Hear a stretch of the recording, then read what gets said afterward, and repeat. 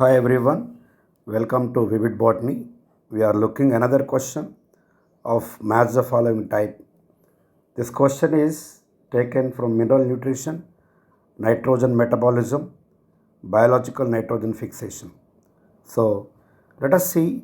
Before getting into question, I would like to explain you what is the role played by bacteria in mineral nutrition in recycling of the nutrients.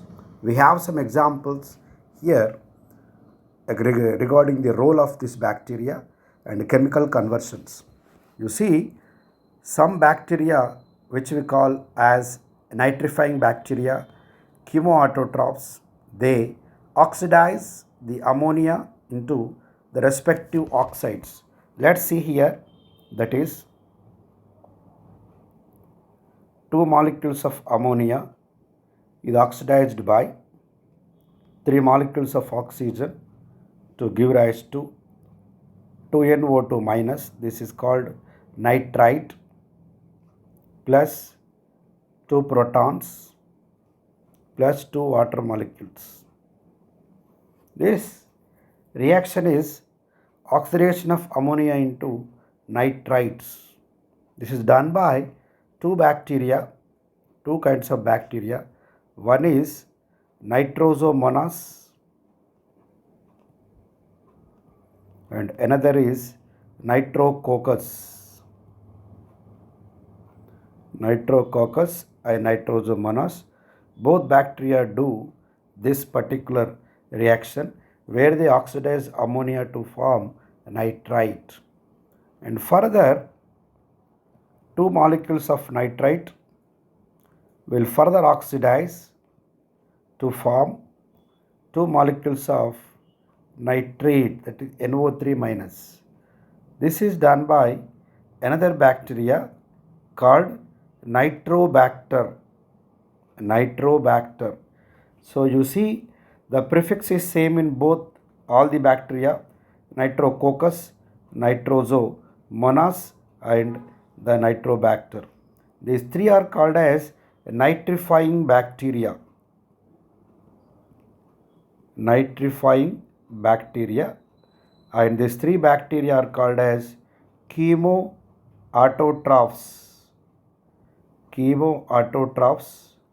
They are also called as chemosynthetic bacteria. What do you mean by these chemoautotrophs? Remember, this kind of bacteria will oxidize the inorganic substances, and the energy that they get, that they make use of the energy for their daily needs. So these are called as chemoautotrophs. One more interesting thing is that these bacteria get carbon dioxide from atmosphere. They get carbon dioxide from atmosphere. I write here ATM. The main difference in between autotroph and heterotroph is that an autotroph is that which gets carbon dioxide from atmosphere, and a heterotroph is that which gets carbon dioxide from organic sources. That is the main difference. Do remember forever. Autotroph is that which gets carbon dioxide from atmosphere. Heterotroph is that which gets carbon dioxide from organic sources. Another example I will give you here, that is biological nitrogen fixation. We take here molecular nitrogen, that is diatomic nitrogen, with the help of 8 electrons and 8 protons plus the source of energy 16 ATP in the presence of dinitrogenase, which is present in Rhizobium. Will reduce the nitrogen to form 2 molecules of ammonia plus hydrogen molecule plus 16 ADP as well as 16 inorganic phosphate. So this is an active reaction because ATP are being utilized here. A rhizobium is that which with the help of dinitrogenase will reduce the nitrogen to ammonia molecule. So this is the basic equation of diazotrophs, that is biological nitrogen fixation done by Rhizobium. Now what happens? Some of this ammonia will volatile into again atmosphere in the form of nitrogen. That is, it will convert again into the nitrogen. This particular reaction is called as denitrification. It is called denitrification because it is denitrifying the ammonia into nitrogen. It is done by two bacteria, that is, one is Thiobacillus, another is Pseudomonos. So Pseudomonas denitrificans, Thiobacillus denitrificans, both will oxidize the ammonia molecule into diatomic nitrogen. So this is a harmful process for the sake of plants because plants cannot fix the atmospheric nitrogen. They can fix only the ammonia. So they are converting the edible form into non-edible form for the plant. So we describe it as a harmful process, right? So these are examples are asked in the same question here. We see Nitrococcus I gave you here, that is 2NH3, that will convert into what? 2NO2, that is ammonia will convert into nitrite. This is nitrite.